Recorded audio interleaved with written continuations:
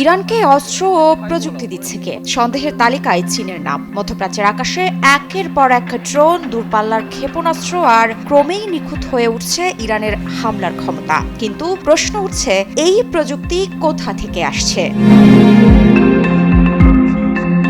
আন্তর্জাতিক বিশ্লেষকদের একাংশ বলছে, ইরানের সামরিক প্রযুক্তির পেছনে এখন দেখা যাচ্ছে নতুন এক ছায়া, যার নাম চীন। তাহলে কি গোপনে ইরানকে প্রযুক্তি সহায়তা দিচ্ছে চীন, নাকি এটি শুধুই কূটনৈতিক গুঞ্জন? মধ্যপ্রাচ্যের যুদ্ধের আড়ালে ঠিক কী চলছে? গত কয়েক বছরে দ্রুত আধুনিক হয়েছে ইরানের ড্রোন, ক্ষেপণাস্ত্র এবং নজরদারি প্রযুক্তি। বিশেষ করে তাদের তৈরি শাহেদ সিরিজের ড্রোন ইতোমধ্যে যুদ্ধক্ষেত্রে বড় প্রভাব ফেলেছে। এই ড্রোনগুলো ব্যবহার করা হয়েছে বিভিন্ন আঞ্চলিক সংঘাতে। বিশ্লেষকদের মতে, ইরানের এই প্রযুক্তিগত অগ্রগতির পেছনে রয়েছে বিদেশি প্রযুক্তির ছাপ, আর সেই জায়গাতেই উঠে আসে চীনের নাম।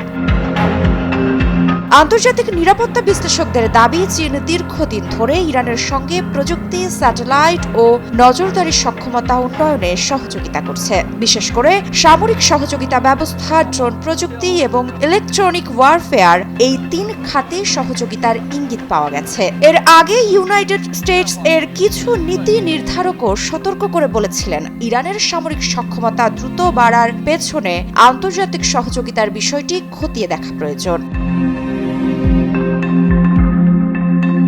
তবে প্রশ্ন হলো, চীন কেন ইরানকে সহায়তা করবে? বিশ্লেষকদের মতে এর পেছনে রয়েছে বড় কৌশলগত হিসাব। মধ্যপ্রাচ্য হচ্ছে বিশ্বের অন্যতম বড় জ্বালানি কেন্দ্র, আর এই অঞ্চলে প্রভাব বাড়াতে চাইছে চীন। ইরানের সঙ্গে দীর্ঘমেয়াদী অর্থনৈতিক ও কৌশলগত সম্পর্ক গড়ে তুলে বেইজিং হয়তো নিশ্চিত করতে চাইছে নিজেদের জ্বালানি নিরাপত্তা এবং আঞ্চলিক প্রভাব।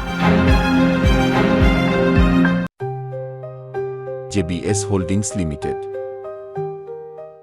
যদিও এই অভিযোগ সরাসরি অস্বীকার করেছে চীন। তাদের দাবি, মধ্যপ্রাচ্যের সংঘাতে তারা নিরপেক্ষ এবং শান্তিপূর্ণ সমাধান চায়। কিন্তু প্রশ্নটা এখনো রয়ে গেছে, ইরানের দ্রুত শক্তিশালী হয়ে ওঠার পেছনে আসলে কার প্রযুক্তি কাজ করছে? আর যদি সত্যিই বড় শক্তিগুলো পর্দার আড়াল থেকে এই যুদ্ধে জড়িয়ে পড়ে, তাহলে কি মধ্যপ্রাচ্যের এই সংঘাত ধীরে ধীরে রূপ নিতে পারে একটি নতুন বৈশ্বিক পরাশক্তিগুলোর লড়াইয়ে? মৃত্তিকা সিনহা বিশ্বাস, নিউজ 24।